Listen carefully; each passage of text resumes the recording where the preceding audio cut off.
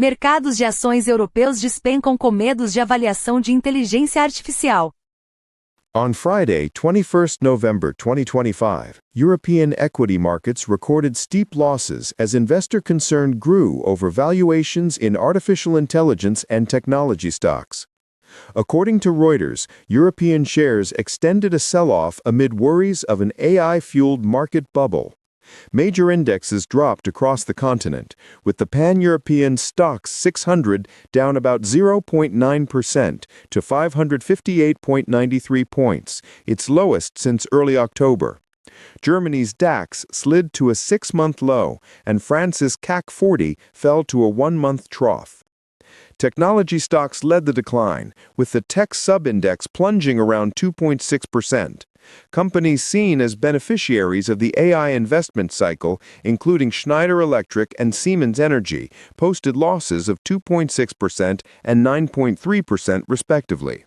The sell-off followed a brief rally earlier in the week after strong earnings from chipmaker NVIDIA, which failed to calm investor caution about the broader AI theme. The mixed picture from U.S. labor data added to the risk-off tone.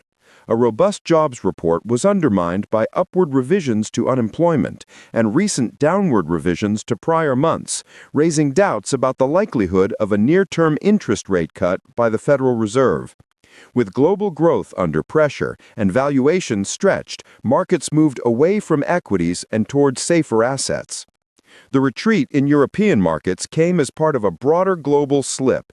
U.S. stocks reversed course sharply after an initial rally tied to NVIDIA earnings, fueling renewed doubts about the durability of the AI investment theme.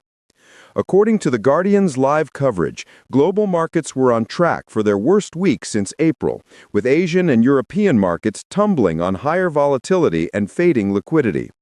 In London, the FTSE 100 and FTSE 250 indices both headed toward sharp weekly losses as technology valuations and concerns about Federal Reserve policy weighed heavily.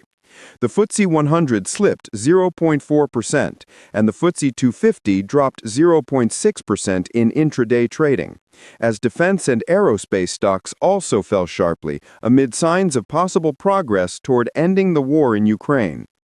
Across Asia-Pacific, the MSCI Asia-Pacific Index, excluding Japan, fell around 2.5%. Japan's Nikkei declined 2.4%, and South Korea's Kospi slid over 3%. Ripple effects from the U.S. tech sector rout and global bond yield trends continued to unsettle markets, leaving investors increasingly wary and risk-averse. Analysts are pointing to the valuations of technology and AI-linked companies as a central concern in the current market pullback. Reuters noted that the European technology stocks index declined about 2.6%, with Schneider Electric and Siemens Energy among the steepest fallers. In commentary from The Guardian, one strategist described the pace of the decline by saying shares were now falling faster than wickets. The FTSE 100's fall to a 1-month low was led by technology and defense stocks, including Polar Capital and Babcock. Major investment firms are voicing caution.